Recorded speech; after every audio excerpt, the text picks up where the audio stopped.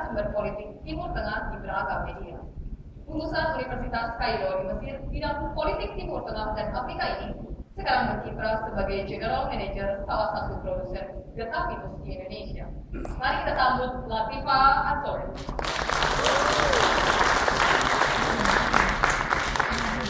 Panelis yang terakhir untuk sesi yang kedua berasal dari keluarga bisnis dan politik ternama di Indonesia.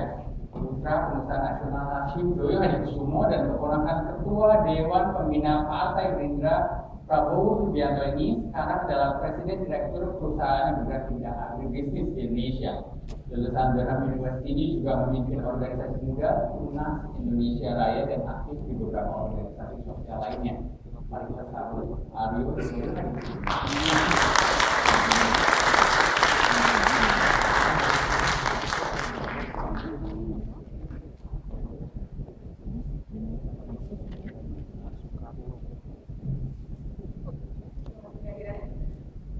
Seperti yang telah disebutkan oleh Bapak Andri Hadi di kata sambutannya di awal acara, sekitar 210.000 orang Indonesia tinggal di Singapura.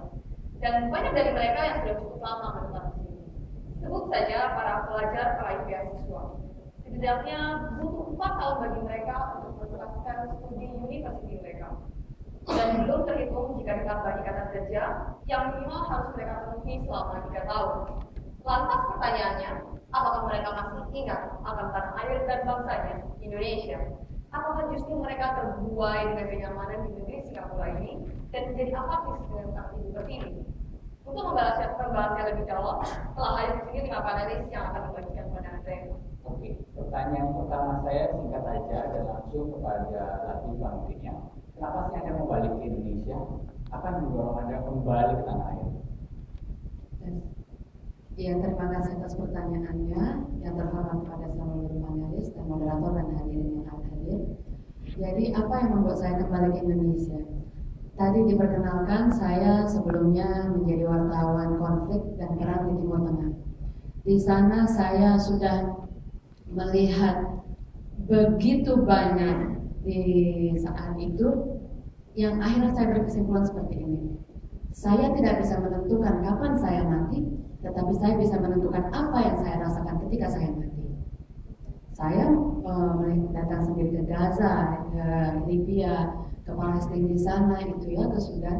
Dan itulah ketika dapat kesempatan saya untuk membangun Indonesia, itu saya langsung, okay, this is my time, this is my turn. Ibu saya sangat tahu sekali ketika saya pertama berada di Cairo University, saya bilang, Ma nanti saya kalau pulang ke saya dan lulus kuliah itu nggak bakalan ya pulang ke Indonesia, saya mau di Qatar dulu deh, di Dubai gitu deh, pokoknya nggak bakalan deh kita pulang ke Indonesia, mau apa sih, explore orang punya gitu kan. Tetapi saya mendapatkan kesempatan itu ketika saya selesai kuliah, saya bisa berkontribusi besar kepada Indonesia. Dalam untuk saya ketika mengatakan apa yang bisa dikontribusikan oleh anak muda di Indonesia, ada 3 kategorinya. Bisa jadi yang pertama adalah itu standar, medium, atau ekstrim. Boleh saya lanjutkan ya? Ada waktunya ya Mas ya? Begitu. Jadi kalau standar itu seperti kita orang Indonesia di sini mengatakan dengan bangga, saya adalah orang Indonesia. Ketika Anda di Timur Tengah dengan segitu banyak tekanan, ya kawan-kawan yang PLRT tadi dengan pertanyaan seperti itu juga menggambarkan perasaan yang ada di sana. Anda kadang-kadang lebih memilih, ada yang lebih memilih untuk mengatakan saya orang Thailand, saya orang Singapura. Kenapa Anda harus bilang seperti itu? Nah, di situ juga adalah salah satu hal mengapa kan mau kembali ke Indonesia untuk mengubah ini, gitu kan? Itu hal yang seperti itu. Yang pertama tadi adalah standar, Anda mengakui Anda adalah orang Indonesia dan membuat orang yang mengetahui Anda orang Indonesia menjadi bangga. Oh, saya adalah seorang Indonesia, saya itu bagus loh. Itulah yang saya alami ketika saya bertemu dengan wartawan-wartawan asing dari Australia, dari Jerman, dari Swiss. Ketika saya meliput di sana, mereka, oh, Indonesia punya orang seperti ini. Hal seperti itu yang bisa Anda berikan kepada negara lain.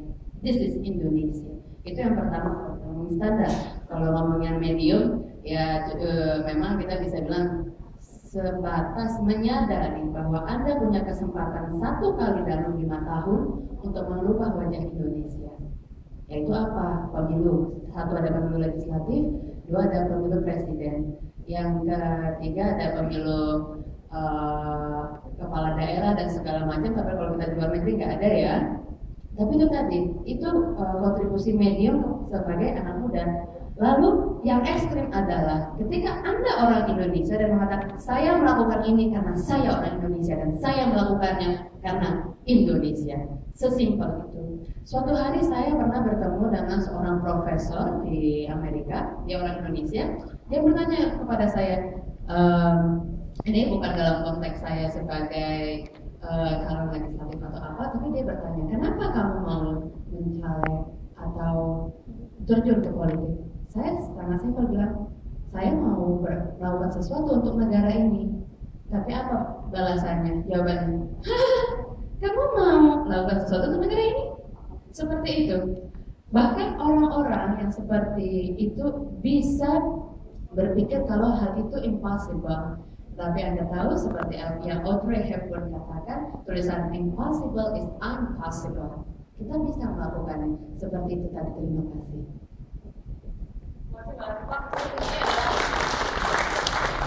Perubahan dan membuat kebanggaan orang Indonesia. Nah, di era globalisasi sekarang ini kan sebenarnya banyak peluang bagi generasi muda untuk berbuka berbagai bidang. Aksesnya juga sangat luas. Aryo sendiri yang lulusan luar negeri dan sukses di bidang bisnis, kenapa sih Pak sekarang memilih untuk terjun juga ke dunia politik? Jujur saja, sore keren banget. Biasa kampanye di kampung-kampung, sound systemnya beda banget. Yang gede. Ya, jujur saja saya awalnya tidak ada keinginan untuk masuk politik, karena jujur saja sebagai pengusaha di mana peluang bisnis di Indonesia yang ekonominya cukup stabil, apalagi dibandingkan dengan negara Barat saat ini, ya apa gunanya terjun ke politik, bisa mendapat uang yang bagus tanpa harus korupsi, dan saya bisa hidup nyaman tanpa harus muncul di panggung publik. Tapi apa yang terjadi perlahan-lahan tahun lalu, baru mulai tahun lalu, saya merasakan bahwa apabila kita aktif berpolitik itu bisa melakukan perubahan. Tahun 2008 waktu ayah saya dan paman saya mendirikan Gerindra, jujur saja saya ikut menertawakan mereka. Selama ini kita jelek-jelekin, ngejek politisi. Kenapa kok kita mau ikut ke situ? Hidup kita bagus, kita diberkahi oleh Tuhan, dapatkan bisa hidup nyaman. Kenapa harus terjun ke dalam sesuatu yang jujur saja banyak konotasi negatifnya? Tahun lalu saya mulai merasakan apa saja yang bisa dilakukan melalui politik, yaitu Pilgub pemilihan gubernur DKI tahun 2012 tahun lalu, di mana Partai Gerindra berperan aktif membantu memenangkan Jokowi dan Basuki Cahayapurnama menang di pemilihan gubernur tahun lalu. Dan ini tidak mungkin terjadi apabila Gerindra tidak mengambil keputusan yang jujur saja banyak menertawakan kita tahun lalu. Ngapain sih kalian dukung Cina? Ngapain sih kalian dukung seorang cawagup Cina Kristen lagi? Banyak yang menertawakan kami. Karena jujur saja waktu itu banyak yang ya tidak percaya itu bisa terjadi. Dan mungkin Michael sebagai stafnya Ahok bisa cerita lebih banyak di lain waktu. Tetapi disinilah pentingnya berperan aktif, terjun ke dalam dunia yang selama ini ada konotasi negatifnya. Dan apabila kita berperan aktif, ternyata kita bisa melakukan perubahan. Dan syukur alhamdulillah, puji Tuhan, calon kita ternyata adalah calon yang amanah, calon yang akhirnya menang, tidak mengecewakan rakyat. Dan Pak Jokowi dan Pak Basuki sekarang sedang bekerja keras memperbaiki Jakarta hingga saat ini, meskipun ada banyak tantangan-tantangan seperti yang Michael tadi cerita.